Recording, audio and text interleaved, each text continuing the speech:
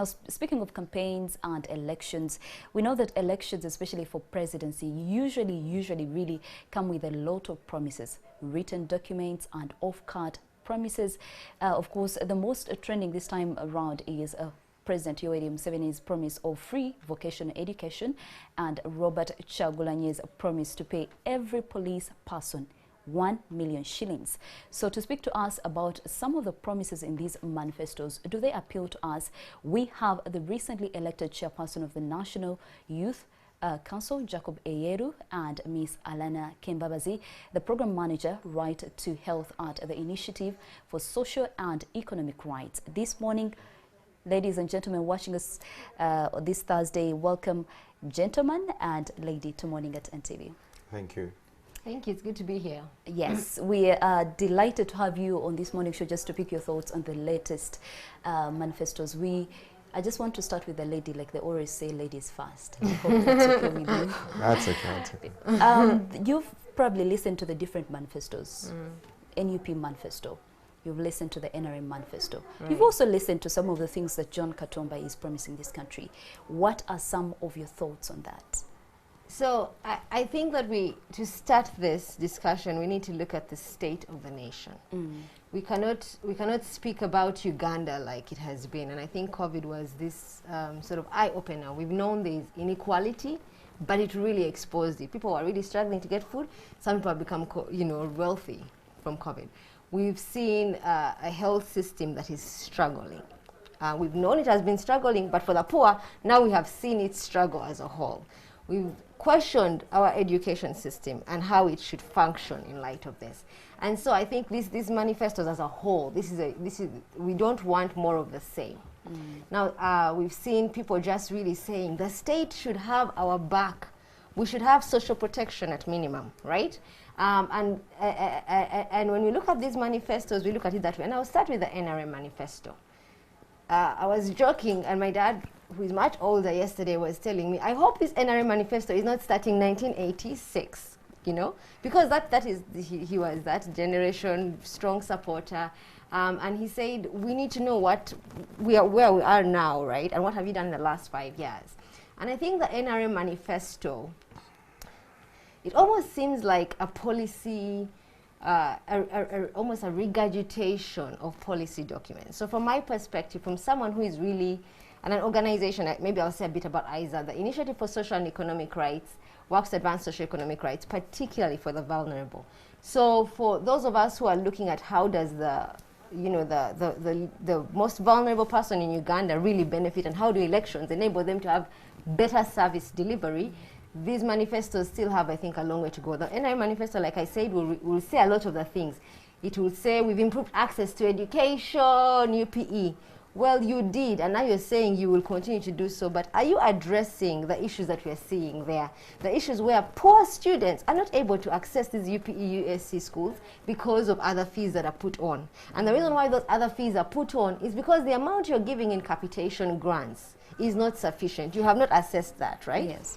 So that is from education. They talk about access. We will increase access. Where? I needed to know. You're the ruling party. So we need to know that you're going to target these particular areas, particularly for the most vulnerable, because of anyone else, you should have the data. When it comes to quality education, we should be able to say, okay, you're truly going to take these measures to improve quality. You're going to say increase teacher retention. Are you going to pay them better? Why haven't you paid them better? How much of this have we seen in prior years? And how are you making sure that vulnerable students, because I've seen recently the government online account was even boasting, we have reached every subclass, and I was busy arguing with them. No, you haven't. You have not. So what is your plan for the vulnerable students? Particularly right now during COVID, we know that it is students from poor families that are just not learning. This distance learning, it's not working. And as they try to get us back into school, they're recognizing there's huge issues, like people are not able to get quality schools within their communities. All right, well, let me just cut you short over there, and I'll get back to you, because you're speaking about the NRA Manifesto, and we do have Jacob here, that recently in your campaign, you made promises to align the NRA Manifesto and put in place, deal with the issues that affect young people. And of course, young people are affected by issues to do with education, with health. you've seen the manifesto. How are you working closely with it, and what do you make of it? Is it any different from the manifestos you've seen, say, in 2011 or 2016? Thank you. First of all, I need to thank the young people of Uganda for entrusting me with the leadership for young people, but also for entrusting the NRM with that leadership. I think that the principal necessity for young people is to be ensured by the assurance that the leadership of young people is in line with what government wants to achieve, so that that negotiation for young people's problems is already cushioned by that alignment. Now, with regard to the Nra Manifesto, I'd like to first request that my sister here reads that Nra Manifesto, because it is principally different. It's principally different because the NRM has adopted a new economic model, which is the Parish Model. If she had read it, she would know. The Parish Model has a new approach to economic development that focuses on leveraging parish organization that is different from the initial initiatives we had taken as a country, and now centers development around conglomerates but built around parishes. For instance, the major sectors in this country that provide the highest number of employment, like the agricultural sector, is adopted in that model to say we are now looking at the 4-acre model, where we plan with each parish having 4 acres of commercial agricultural land. And that is supposed to achieve the intention of commercialization of agriculture and then build down to what young people can have, which is jobs along the chain. And I think that this is the disservice that these discussions have. If we are discussing manifestos, then we must discuss them in the reality of their existence and not in the history that we know. So with regard to young people, I feel like all the candidates in the election have, of course, made initiative to, toe the line of saying young people and their problems need to be solved, which we appreciate. But to the extent of inclusiveness of their aspirations in their manifestos, I think that the NRM has given the most robust outcome possible. For instance, with regard to jobs, the NRA Manifesto focuses on the building capacity for creation of jobs and wealth, which is why the NRA Manifesto envisages free vocational education. Because getting on to vocational education, yes. But before addressing the issues that we have already seen in the UPE, USE, have you, because most of the concerns are, okay, the NRM is promising free vocational training and education, but there are already existing issues within the UPE and USE. Yes. Have you dealt with those ones? Are they clearly put in the manifesto that these are some of the issues that we faced here, and moving forward, this is what we're going to do to improve? Because you may be promising something and it's going to bring more issues. I think that the introduction of free vocational education is not to undo the problems in formal education. It is to equip the economy to absorb its challenge of unemployment. Vocational education in and of itself is the achievement of skills, regardless of your capacity with language, English language, which you might fail in formal education, regardless of your capacity with comprehension of the science subjects. Vocational education provides for what we would call the propelling effect in an economy, which is the skills that are required for cottage industry, which is family-based industries and small-scale industries. Now, for all economies that have developed world over, the biggest employer of persons is in cottage. It is in small skills and small industries. Industries that employ 5 to 10 people, farms that employ 5 to 10 people. And that is why it is critical that we put differently the achievements of the education sector itself and the necessity for vocational training as a priority. But to return to your interest, which is the failures of UPE and USE, first and foremost, the intention originally of UPE and USE was to increase access okay? Because there's a problem primarily on access to education. The increment on access is first to waive whatever it is that impedes that access, which is to say we have tuition and many people are poor, so let's remove that necessity. When you remove that necessity, then you have increased access. What the NRM achieved with that is an increased enrollment rate. In fact, at primary level, we had a gender equal enrollment rate at primary level. The next question becomes the sustainability of that access, which is a question of budgetary allocation, which I believe the NRM is working on. Why? Because education in and of itself cannot be sustained entirely as a public funded entity. We are not the country that can afford it entirely. In fact, no countries at our level of GDP and economic development can afford that entirely. I want to take it back to Ms. Allana Kembabazi. I feel like there's a whole lot of stuff that you want to say in response to Jacob. What are some of your thoughts on his own submission supporting the Nra Manifesto and saying that it is different from what we've seen in the past and there are new developments in it that are going to lead to the development of the country? You know, I think we need to stop politicking at a certain point. You know, I think that Ugandans are tired of that. It is because they are frustrated by the same old promises that they say, well, I may as well sell my vote to the highest bidder, whoever gives me money, because every time you come in, you don't give me a proper plan and you don't actually do it, or you give a proper plan and then you don't do it because you have a lot of policies. And I started off by saying that the NRA Manifesto, when you read it, it is a regurgitation of different policy documents, which means that in some ways, yes, there's a beauty in that because there is data, there is strategy, there's a lot of reference to 1986 and what we have done since then. For the last 30 years.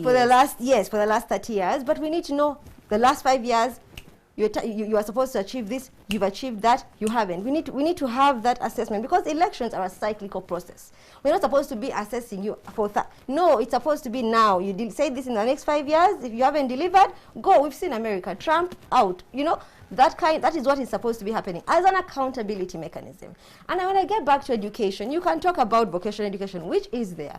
But education is also a human right. And we cannot forget that. Basic education is a human right. That means that every child, regardless of where their parents can pay, should be able to get a basic education. And that means when you come up with a policy, UPE, USC, which you did, which I think was great from an access perspective, you look at the gaps there, you assess that in these years we have failed and we have a proper plan. Not everyday comment or financing will work on it because Ugandans are tired. When you come to healthcare, we see the manifesto, for example, saying, and it boasts that it is putting Lubowa, super specialized, for tourism. Yet we are saying people are actually dying right now because they are having issues getting to health facilities, right? We have 39 districts without hospitals.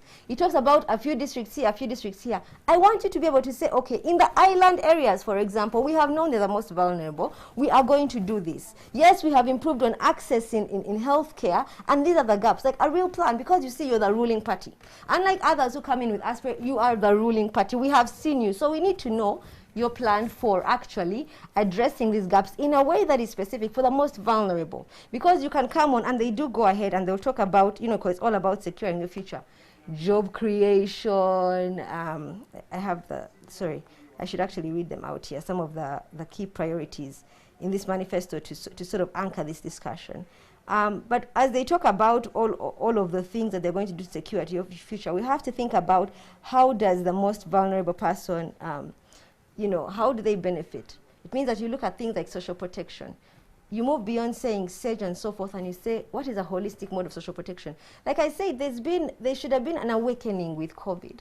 People are frustrated. They are tired. You saw it even a bit in the primaries. You see it in the demands that are being made in this election, unlike others. I've been seeing a lot of segments where people say, if our leaders are not giving us our feeder road here, or if they're not giving us healthcare or education, those things never necessarily came up in other elections, right? And so you have to be able to read the mood. So you're seeing a lot of these things around social protection or health or education, they're often in our policy plans. They've been in the prior National Development Plan. We have a new development plan, and we need to know what is this thing that this thing that is going to get us, you know, how are you addressing the gaps that are there? There are gaps that we know are there that no one is addressing. When you come and think about, he said, for example, that no one should be able, we can't afford to give quality public education as a basic, the basic public quality public education. And I actually disagree. I think we have the finances to do so.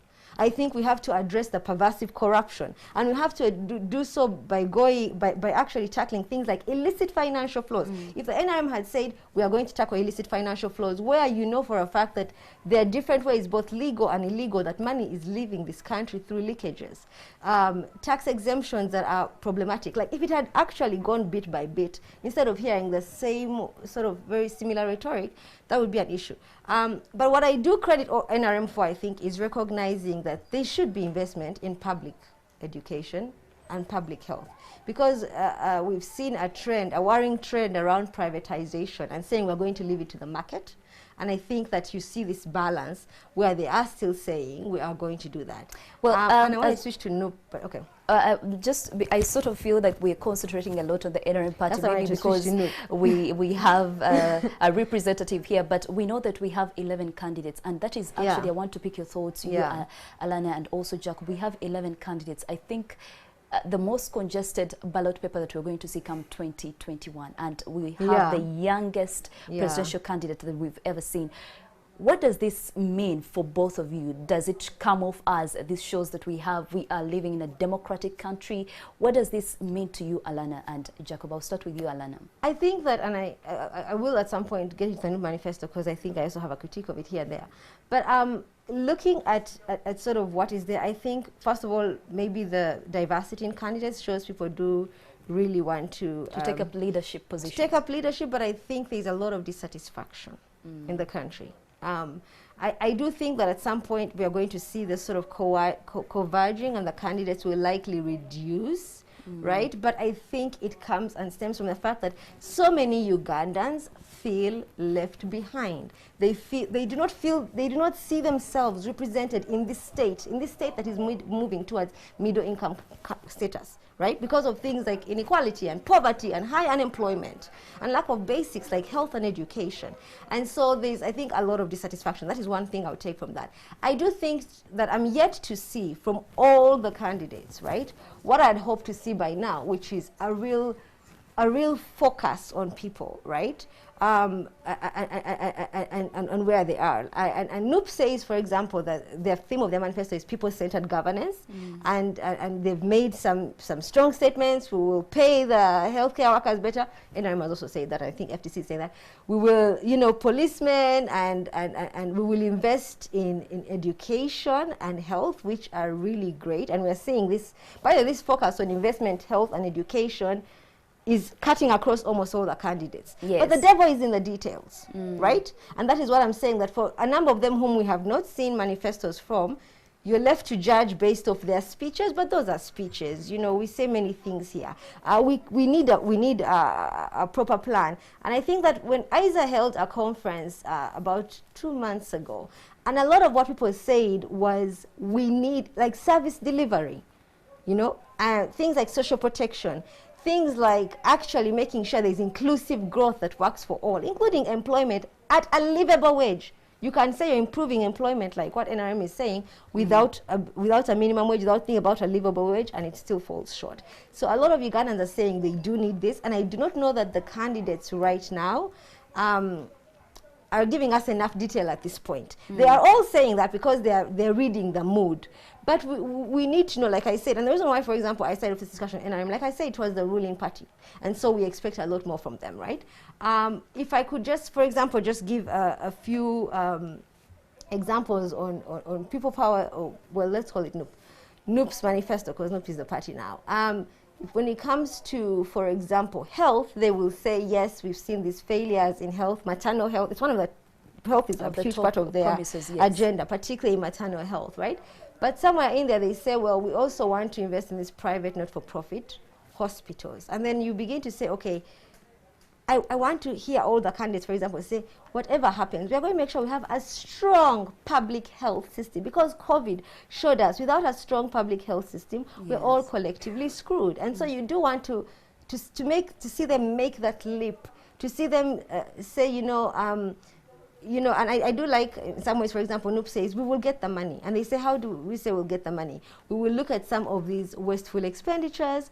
They talk about debt, negotiating with the World Bank to cancel the debt or reduce the debt, which is something NRM did earlier on. And when they did that, actually, in the cancel the debt campaign in the 90s, a lot of that money was put towards health and education. In fact, the money that financed UPE, a lot of it came from payments that were saved from cancelling the debt. So there are certain issues that we are grappling with as a country that you hope to see reflected of more in these manifestos. For the independent candidates, it's tricky because, like I said again, we haven't seen their manifestos. It will be very interesting. Wait to see. But I think what will be useful for all Ugandans is, first of all, and I know the manifestos can be hard for most Ugandans process. Like NRM has almost 300 pages. You fall asleep, you wake but it has quite a bit of detail, right? Being able to have these in accessible formats for all Ugandans and having these conversations, if at minimum, an election, stimulates these conversations about how do we rebuild a country that works for all, particularly prioritizing socioeconomic rights. I think having many candidates is a wonderful thing from that perspective. We need now to move on to Jacob, but also you who's watching us this morning, you can of course share with us your thoughts on our NTV using the morning at NTV hashtag on our social media platforms, NTV Uganda on Facebook, NTV Uganda on Twitter, on what you make of the manifestos. Is it business as usual? Is it what you already see, or do you see any difference in some of the manifestos that we have seen, for instance, from the ANT, the Alliance for National Transformation, and then NUP, and not forgetting the NRM party? I want now to pick your thoughts of you, Jacob, on the different manifestos that you have seen, on the fact that we have 11 candidates. What do you make of this? Does it show that your party has actually created a platform that allows everyone that wants to lead, take part in politics, to come forward? Thank you. First and foremost, I would like to say very briefly that only 3 candidates have put out what would be a manifesto. Yes. And NUP and the NRM are the principal 2 that have released that in full. The ANT has hinted on their priority areas. So of 11, we can confidently say we do not know what the 8 are up to. But they have about 60 days now. Exactly. So I would like to maintain that better to discuss the 3 than preempt the 8 and then be found to fault. So the NUP and NRM principal difference is that, first of all, the NUP candidate has hinted that the contents of a manifesto are not as important as the candidature or the intention of the candidate to win. And I think that's a very bad precedent for the country, because the vote that people cast is a vote of social contract. What do we hold you accountable by and accountable to? If we do not have that clearly spelled out in a document, then we are starting politics on a wrong note. So I do not agree with that principle. The second thing that I think we need to put clearly forward is that there are things that cut across, like education, like health, and so many other things. But like she said, the devil is in the details.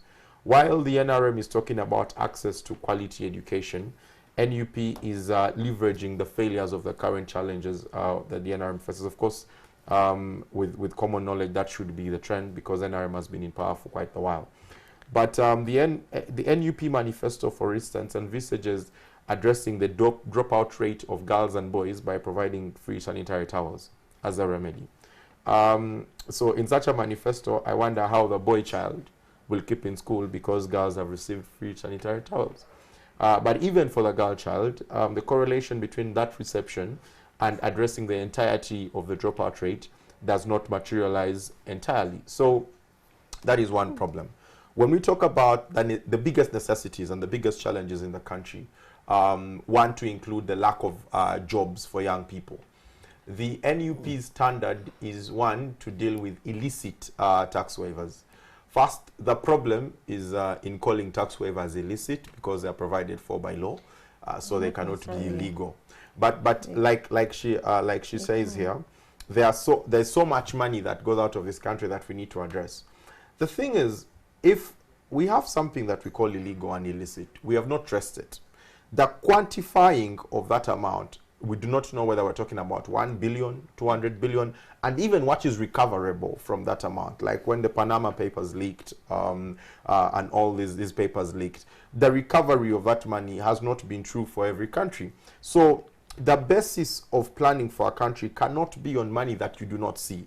It must be on money that you can collect on taxable incomes and on the achievement of the same. So I feel like some manifestos, like the Loop Manifesto, is counterproductive. If you want to create jobs, but you're not willing to have a very worthwhile investment environment by providing tax incentives that bring in investment, then for young people, you are doing a disservice. I think that was actually part of the NUP manifesto. Exactly, and that's what I'm saying. That it becomes a disservice to young people when you insist that you want to work for them. The intention is good, but the approach does not result into working for them, and that's a big problem. When we talk about health, I would like to say with pride that Uganda is a model country with regard to how we have responded to COVID-19. World over, we are acclaimed for best practice examples to other people. So in terms of management of what I would call health crisis, Uganda has done really well with the pandemic, but it's not the first. We have demonstrated capacity with Ebola, and this is common knowledge. However, we appreciate the challenges of the health sector in Uganda, and there are heavily challenges of underfinancing. But if you go across the board, this is a question of prioritization. While health is a very important thing, health alone does not guarantee the performance of a country at a high level and its development. Healthy people who do not have access to jobs do not reflect back into strong livelihood and strong education sector. So what the NRM works with is a balance of necessity, and that balance of necessity must include prioritization. Which is why the detail of the NRA Manifesto is very important. Why are we, instead of saying 40 pages, doing 249 pages? Because also you've been in leadership for the last 30 years, so I also have one a very would good say, response but because they put the president's you pretty much a lot have of so the much time to say for the last 35 years, which you cannot say for the NUP party that is just coming on board, for the YANT that is just coming on board, for the independent candidates. I mean, you're sort of also... Yes? Yeah, I'd like to be very clear. A manifesto is not about how long you've been in power. Therefore, you have a lot more to say. No. Manifesto is a document of research from public information. What you want to do for the country can fit in 1,000 pages. It can fit in 10,000 pages. It can fit in 5 pages. No, it cannot fit in 5 pages unless you're an unserious candidate. No. But I'll give you an example of South Korea. The Undong movement that transformed South Korea into a developed nation is a document of over 700 pages and was dealing with how they would work out at the grassroots level. I think that the first level of seriousness of a presidential candidate is to be able to see the details of the country and not assume that running a country is something, like my sister says, that can fit in 5 pages, which is smaller than a concept for a conference in Serena here. So I think that we need to be honest about that. But to quickly go through the other, the NT Manifesto is better than the NUP Manifesto, even in its lack of detail. Well, maybe just to cut you short yes. there, maybe the people watching us tonight, maybe you haven't gotten in touch or seen the ANT Manifesto, and I just want to break it down for all of us here and also for those watching us. Briefly, in terms of governance, the ANT party is looking at installing the national language, foster conflict resolution, promote the diversity of people, strengthen the anti-corruption institutions, and also establishing the age limit that the NRM party, worked around and removed, increasing funding for local government. And in terms of the economy, the YANT is looking forward to establishing agriculture value chain management, increase agriculture budget to 10%, and also setting up the Agriculture Bank of Uganda, not forgetting developing transport infrastructure in order, at the end of it all, to boost tourism. Enhance electricity. We've seen people in Soroti in the West Nile as well saying that this is an issue that they want. No power, no vote. Enhance oil drilling. In terms of natural resources, the YANT party is looking at encouraging conservation. Do you believe the NRM party, that is a question you need to talk about, do you think it has done a lot of conserving the environment? Environmental issues are key, and I believe in the manifestos, those are some of the things that they should be bringing out. Social sector. Education is key. It's very important for the young people, for the people of Uganda. The aunt is saying that they need to ensure education for all. Is it something that is attainable, or is it business as usual? We also need to discuss that, considering you're saying the aunt manifesto is better than the NUP. Then, of course, equip and stock health facilities. The health sector has been affected immensely, especially in the COVID-19 pandemic. Reduce the brain drain of doctors. We know that about 100 doctors leave the country to look for greener pastures. Encourage music, sports, and creative arts, provide uniform and other scholastic materials to the learners, care for the aged and the old, ensure health insurance of all Ugandans. I feel like the NRM party actually has promised that in one of its manifestos, but have we attained that? Not yet. Advancement of peace and security. This is pretty much what you should know in the manifesto, and I just wanted to let the public know what it is about, because it hasn't been, sent out as much as the other manifestos have. And I want to get back to you. You're saying the manifesto is better than the NUP with this background. Yes, I find it more realistic that the intention is met by the process. Of course, there are challenges with the ANT manifesto in intention. For example, of what necessity is it to install a national language? If you insist that there must be a national language, what purpose does it serve? Because in the same manifesto, you have an intention to celebrate diversity. We think that some of the gains that the country has made in unity will be compromised by a discussion of a national language. I think that principally, when you're looking at a national language, while the NRM is pursuing and the region is agreeing to an integration, the discussion is a discussion that is unnecessary. There are already grounds of unity in the country that do not require you to first enforce a national language for unity. But there's also no guarantee that languages enforce unity. I think Kenya having Kiswahili that does not guarantee their unity any more than Tanzania having Kiswahili guarantees their unity. So we think that that's a problem that we do not foresee. There are other things that are in the NT manifesto that, in my opinion, fall short of what exactly we are attempting to achieve. For instance, the ANT manifesto, the snippets we have seen, suggest that they want to enhance oil drilling, but they also want to build a refinery without procrastination. We think that some of these things are wishful, ideas that ride on what the NRM is already doing, and insisting on having a say in what the NRM is doing. Because, for instance, what does enhancing oil drilling mean? If oil drilling is already happening and so on. I don't know if, Allana, I'm the only one who's confused, because I thought you said the ANT manifesto is more realistic than the NUP manifesto. Yes, like I said, the NUP manifesto is special, in my opinion, because the things that it suggests, like I said, the intention is good, but the process does not deliver the intention. My analysis initially was on, for example, tax waivers. Two principal things that Allana also pointed out. One is removing of tax waivers that the NUP calls illegal. That is not a term we should have in a manifesto, because that's a provision by law. But then two is intending for dealing with debt by begging the World Bank to bring down the debt and then save money to bring into, say, public increment of salaries. I'd like to analyze that twofold. The first thing is that in 1984, our country had a fourfold increase in salaries, of public service, in an attempt to, salvage the situation of poverty of public servants and the increasing cost of living. The repercussions of that was that the country then lacked money in anything else and went further down into a recession. In fact, in 1985, the country had a GDP decrease of over 5%, as opposed to an increase. In the same year, we had just increased public wages. But the second problem with that approach is when you say you are increasing salaries and you mention for who, it has a repercussion on every other person that operates in public sector. The engineers will say that if the security is now at a minimum wage of 1 million, then the engineer must go up on a minimum wage.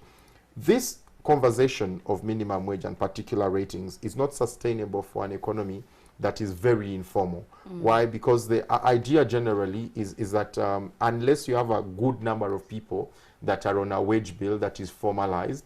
The minimum wage does not have the effect you want on the economy. It instead stresses the economy further because the informal sector has not yet been formalized and it's still a strong proponent of our economics.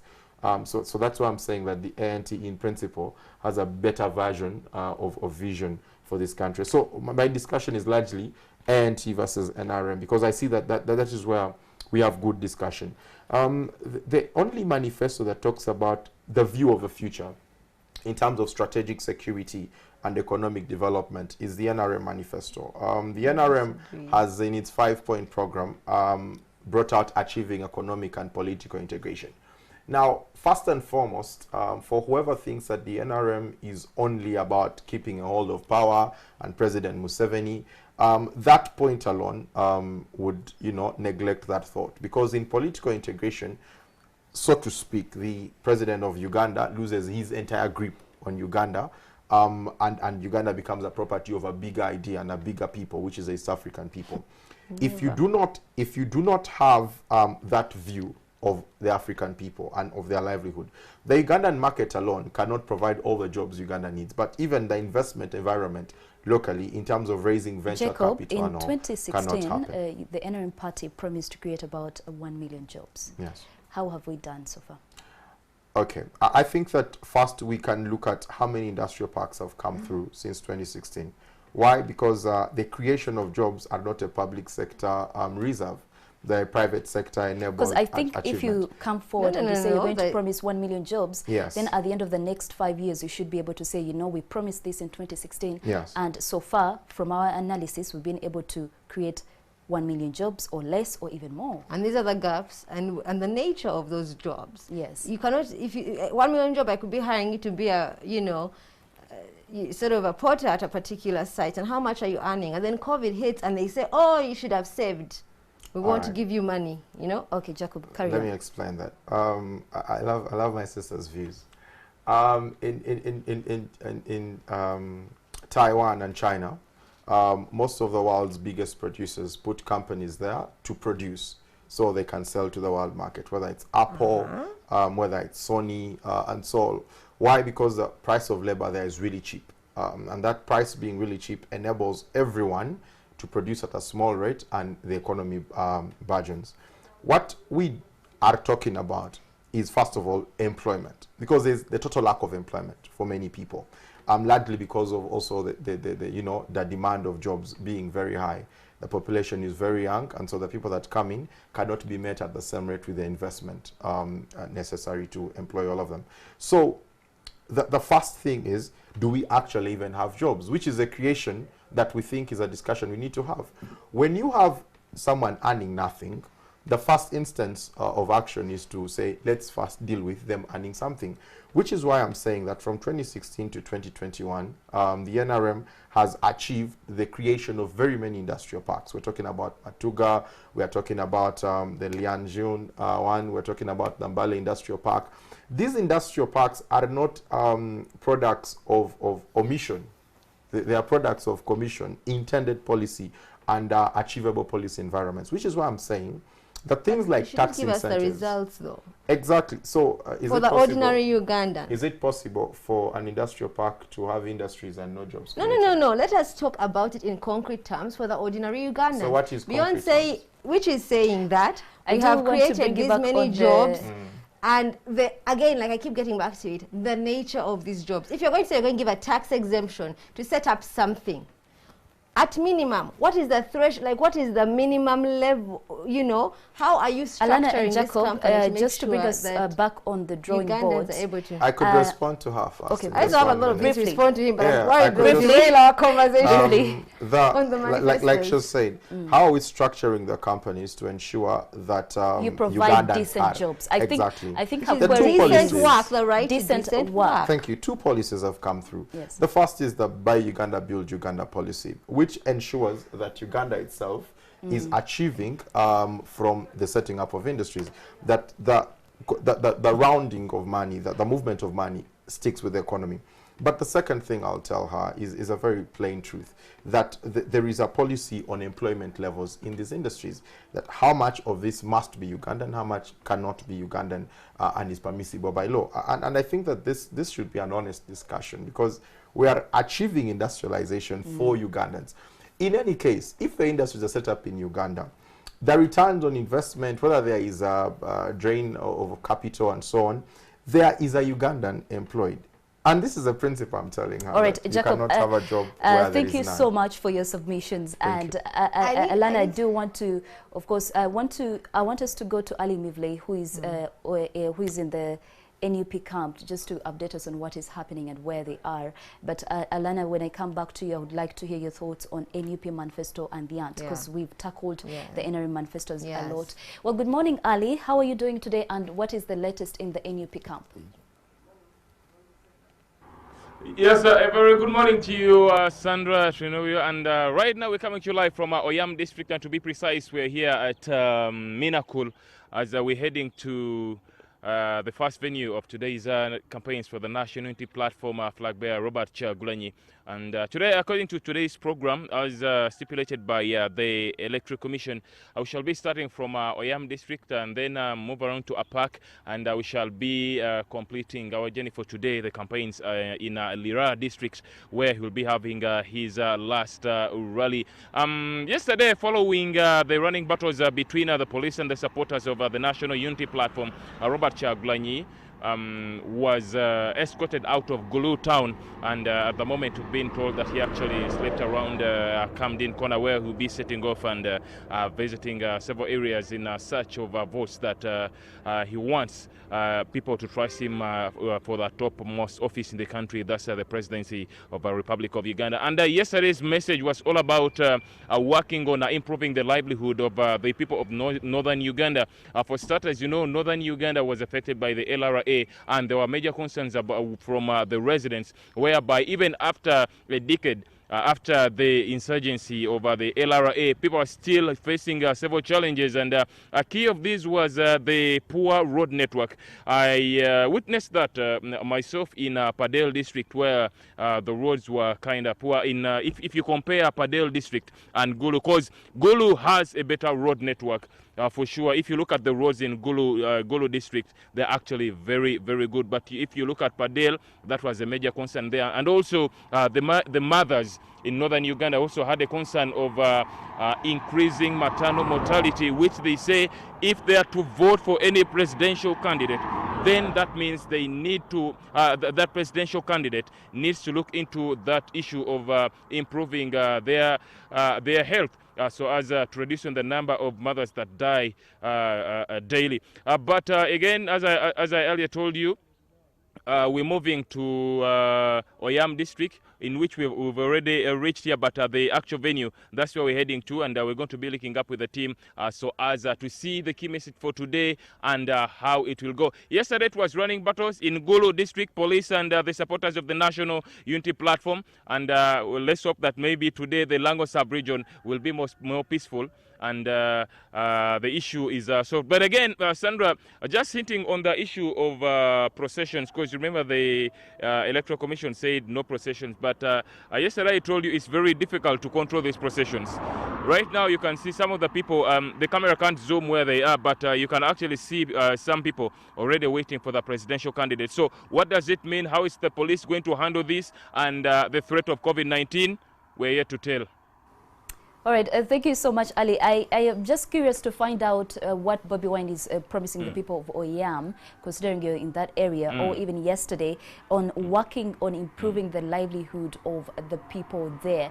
What are some of his key priorities, or how is he trying to say that he's going to address some of these issues? Poor road network and maternal mortality. Sure, I'll put those questions to him. Questions to him today. Yesterday, did he mention anything about, I know he talked about ensuring that every single sub-county has a maternal ward or a hospital. What are some, those are the key things that I would like to hear from you for a person that is on ground. In regards to the health of the mothers, what is he saying? Yes, apparently I'll pose those questions to Robert Chagulanyi to answer those questions, because yesterday the key issue, as I've told you, the mothers were so worried about their health and the maternal mortality rate being high in those districts. And actually, they told the few that I spoke to, they told me that they have to move from their district, Padel, and then go to other districts like Gulu and the neighboring districts. That's where they can access improved health services, which is still a challenge to that district. But for Oyam, we have to find out their unique challenges there. All right, thank you so much, Ali Mivle, for joining us today on Morning at NTV. We'll be in touch just to see what happens later. Hopefully, there are no running battles today. All right, we'll now go back to our panelists. Allana and Jacob, you are having very interesting conversations here. Just to pick your thoughts, Ali is in the NUP camp, and already they're talking about maternal mortality, and those are some of the issues that we are talking about. What are some of your thoughts on the NUP manifesto in regards to that? I think it's, first of all, like I said, it made a central tenet of one of its principles, and I always say the devil in the details. He talked about we are a model for COVID handling, but a lot of mothers died just getting to facilities as we were struggling to combat COVID, and this came from the fact that facilities are far, his lack of emergency care, and like being able to get an ambulance and be stabilized in time and all of that, right? And so when you come to the NUP manifesto, you do want to see a concrete plan around that. They talk about increasing financing, and they set it according to these targets. Abuja, a couple of targets that we have all signed and always talked about and never done, and they say they are going to do so. They talk about national health insurance, again, discussions that have been happening for a long time. I don't know that they explicitly say they will focus on the public, and for me that is very critical, because I think about the mothers the reporter we just were talking about, are talking about the need for public health facilities, right? That is why you find they're crossing districts if necessary, because they don't necessarily have the money to be able to afford private. And so being able to make sure that you have strong public health facilities so the poorest mother is able to get, like, not die while giving life, I think is very, very important. And this is a huge issue in Uganda. We always said a matatu full of women die every day while trying to give birth, which is a tragedy in of itself. Some of the other things they do talk about with regard to health are scrapping prohibitive fees, where public institutions are already funded by the taxpayers, but they're focusing, I think, on like birth certificate fees, so I didn't quite understand that part of it. But they do talk about universal health coverage, which I think is a key thing. This is an area where I really wanted a bit more detail. I would have really loved to see a bit more detail, because there's a lot of focus on how we're going to move forward with the health sector. All right. And there's a focus on public-private partnerships and some of that, and I don't think they addressed those, and I think that some of those financing modalities and that skew towards private can have a very disproportionate effect on their base, which are poor people, because I think they could have gone a step further in addressing.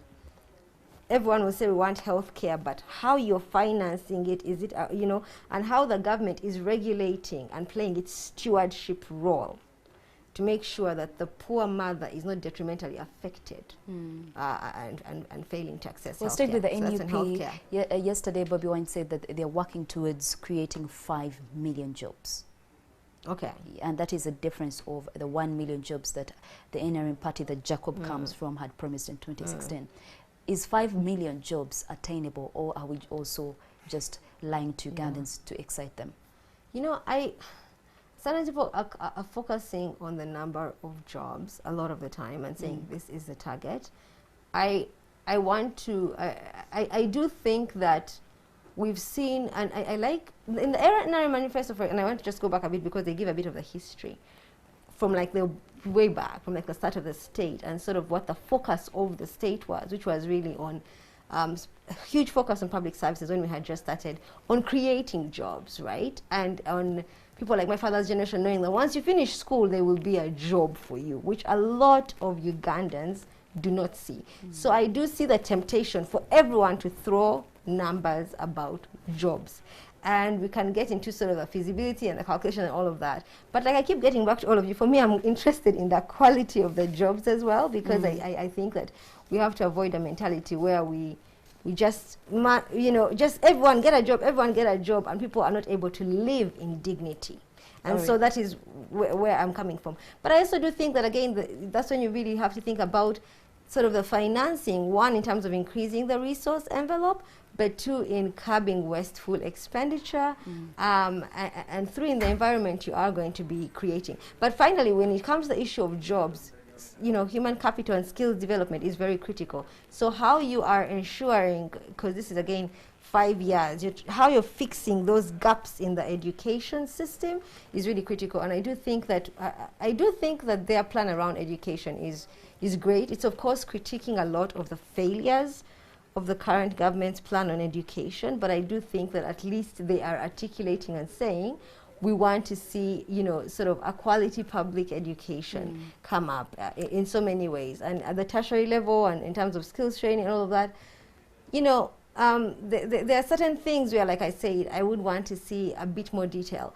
But getting back to the people who are saying these complaints and want to see, what I will say that NUP has done well is reflect the concerns of the people. Because, like I said, people are tired. Whether it is the security officers or policemen who have been living in dismal and also conditions. promising them 1 million shillings, the lowest but that should but earn it's about beyond 1 million shillings. It's also like the quality of their housing. Allana and Jacob, water, I haven't responded to Joseph. I am going to cut you short for a moment and take us to NTV, where our correspondent Ivan Walnyoro is speaking to the fishermen at Kasenyi on what they expect from their aspirants. Over to you, Ivan. Good morning, and what is the latest?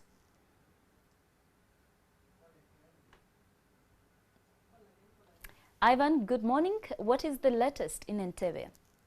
What do the people of Kasenyi want? Kasenyi landing site, and the Kasenyi landing site is one of the biggest landing sites that we have in a country, employing over 3,000 people, of course, doing the fish business. But apparently, or you've been how the trend has been for the fishing community when they've been brutalized through torture, among all other those related. Some of them have lost their lives, some of them are still sick.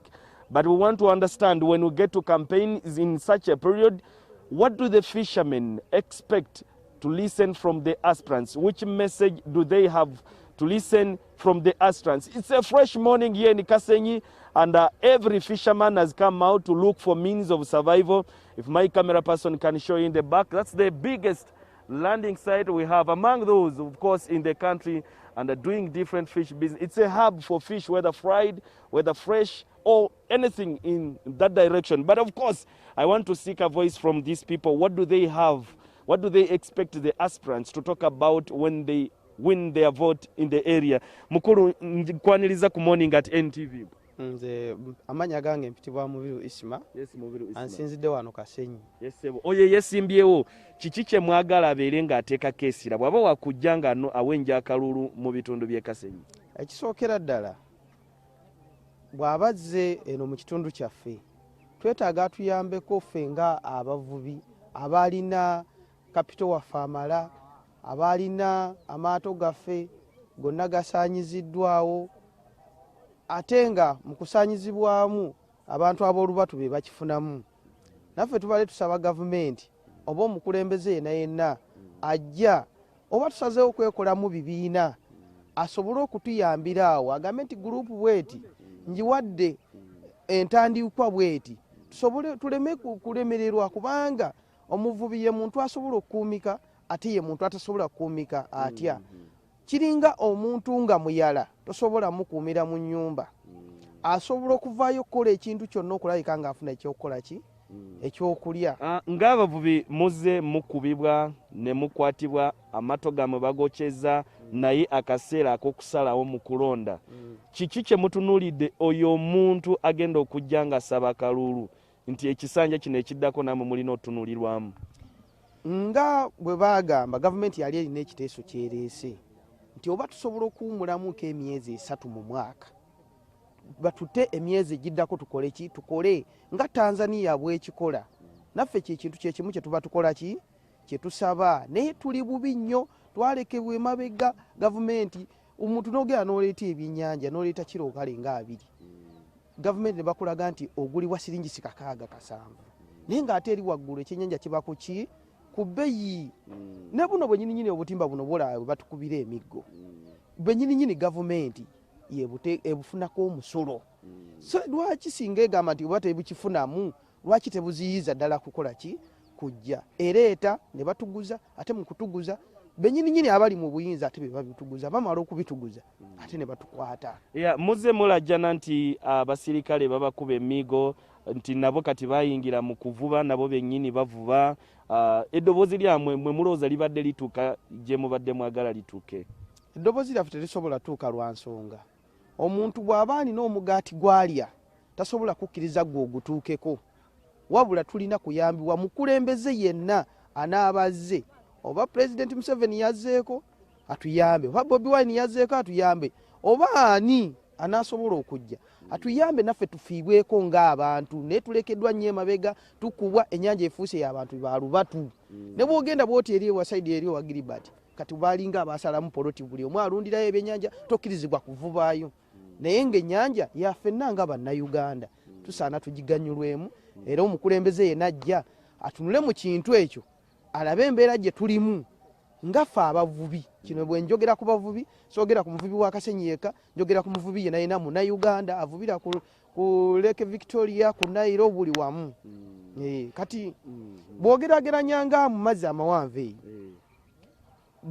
Batanzania batera okujja mu mazzi eyo kati nga Nkose wa Mukalangala eyo ne bavuba naye ate ffe munnayuganda okuva eno weyongereko mu mazzi g'eri ewaabwe ofuna miggo oyo y'omuku bavubi wane Kasenyi naye nga bw'obanga ogezezaako okuwumbawumba ebintu byabadde ayogerako nti omukulembeze anajja ino mu kitundu ky'e Kasenyi ajja kubeera ng'ekisooka ayogere ku ngeri abavubi bano gye balina okubeera nti nabo basigala mu mulimo gwabwe agasseeko ntino abaali balwanyisa envuba embi nabo ate kati batandise okwenyigira mu kuvuba ekintu ekigenda nga kiba sindiikiriza okubeera nti omulimo guno baguvaamu naye ekyayogerako n'abamu ku bavubi wano mu bitundu by'e Kasenyi mukulu nkwaniriza ku Morning at NTV sebo twagala mwe ng'abavubi oyo yeesimbyeyo bw'anaaba nga aze mu kitundu ky'e Kasenyi bintu ki bye mwagala asinge okuteekako essira bw'abanga wakuwangula akalulu kamu bw'anaaba nga akeetaaga ng'era nga abavubi bajjamuwa akalulu naye ng'atunuulidde ensonga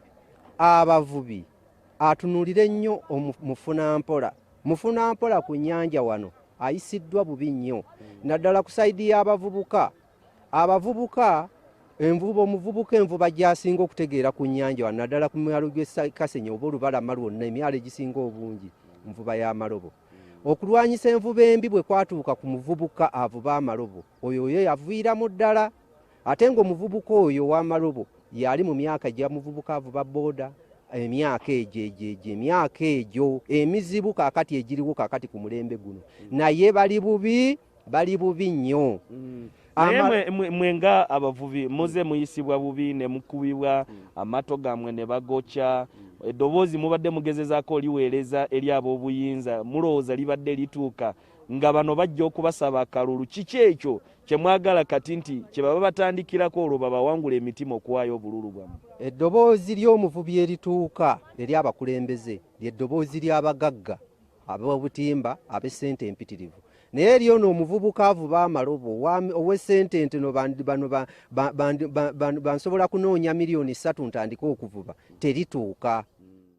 Well, that was Ivan Waliodo coming to us live from Kasenyi, where the fishermen are voicing their needs and the things they want to see their aspirants really address, and their vote will only count for those that will seek to address the issues that are affecting them there. Well, back to our panelist that is boiling over here. I just want to hear your thoughts in just a brief on the Uganda that you would want to see come 2021. Starting with you, Jacob. Thank you. When we went for the field team, I had agreed with her that the NUP manifesto envisages what Ugandans want. Unfortunately, it is not the role of a manifesto to only do that. It is also the role of a manifesto to provide for how we will reach there, which I have pointed out to be a total failure in their manifesto. The Uganda that we want, when you wake up anyone, is one with quality education, quality health care, a well-built road network, and availability of jobs. The conversation for presidential candidates and for any political party that wants to take us there is a conversation of how. not what do we want. And that for me is the echoing in the NUP manifesto. So I think that there's a general consensus. Moving forward to the Uganda that you would want to see. Exactly. The general consensus in the Uganda that I want to see. As chairperson of the National Youth Council, I want a Uganda that puts young leadership at the helm of national development. Because we have a burgeoning number of young people.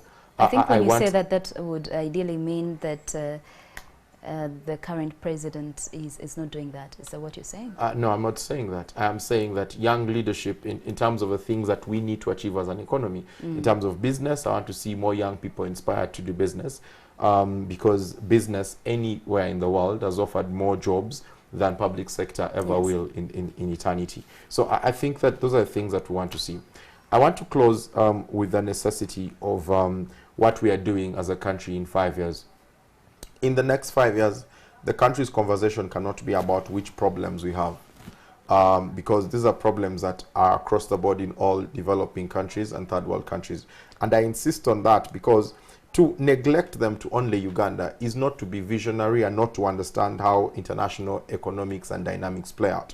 If Uganda's problems in the economy are the same as Ghana's, where they change presidents every now and then, they're the same as Kenya's, where they have a port, they're the same as Nigeria's, where they have oil being drilled, then the concern cannot be a question of only Uganda. We must analyze surgically what the necessary interventions are and address them, which is what are you doing for the agricultural sector?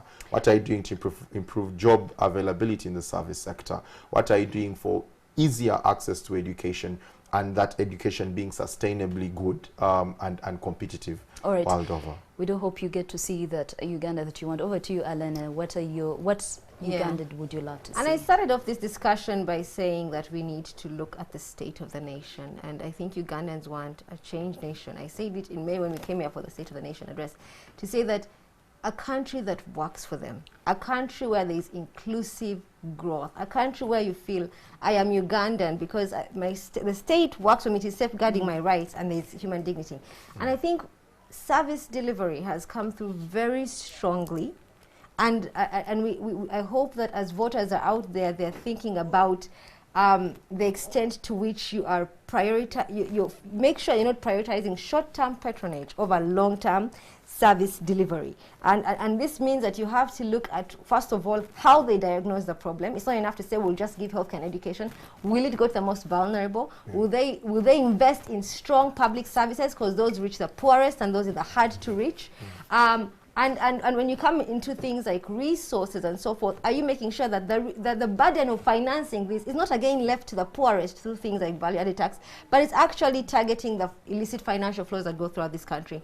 And finally, as we grapple with issues that all countries are grappling with, like the role of the private sector, making sure that the state is regulating the private sector when it comes to issues of service delivery, making sure that we are all moving towards a Uganda that will work for all. And so I'm yet to see this fully with all the manifestos, but I do think some go a longer way. And we've had very interesting debates and we'll continue to have them.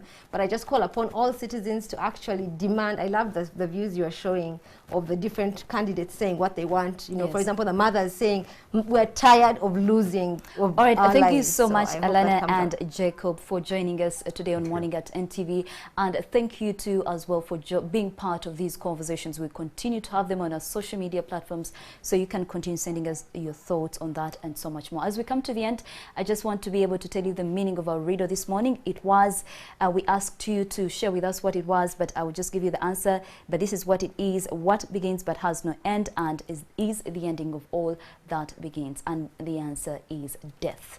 So that brings us to the end of Morning at NTV. Thank you so much for joining us. I am Sandra Twinobdia, and we wish you an amazing day today.